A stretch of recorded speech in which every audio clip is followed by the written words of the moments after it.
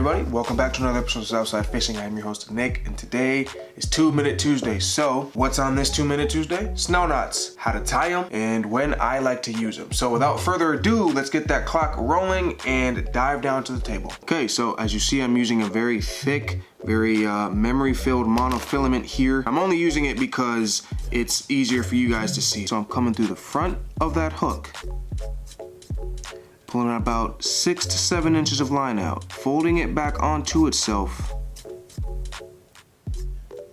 just so that it forms a little loop like this. Then you're gonna hold both of the lines like that. See, I got my little loop at the end there. And all you're gonna do is wrap that tag end around the hook anywhere from 7 to 10 times. I like to do it 8. So here's 1, 2, 3, 4, 5, 6, 7, 8.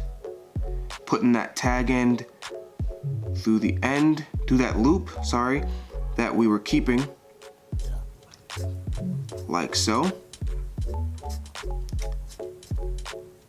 Move that knot just a little bit higher up onto the hook. Then all I'm doing is I'm pulling that tag end and the main line, so that you gotta wet it just so that there's no, heat that weakens the line.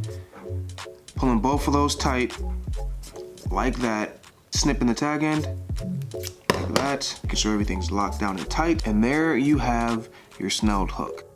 Now, why I like to tie snell knots like this is I really only use them when I'm flipping. Reason being is that as soon as pressure is applied to this knot, as soon as I set the hook, that hook goes straight up into the roof of the fish's mouth, like that. Just like that. So I set the hook, boom, right into the roof of the fish's mouth. You're getting better hookup ratios and you're getting more fish into the boat because of that. I also see a lot of cat fishermen and bottom fishermen using this knot because it has such a good hookup ratio. So that's it for today's installment of Tips for Tuesday. If you guys liked it, if it helped you out, please leave a like. If it didn't, leave a dislike. I like both sides of the feedback. It really helps me figure out what I'm doing right and what I'm doing wrong.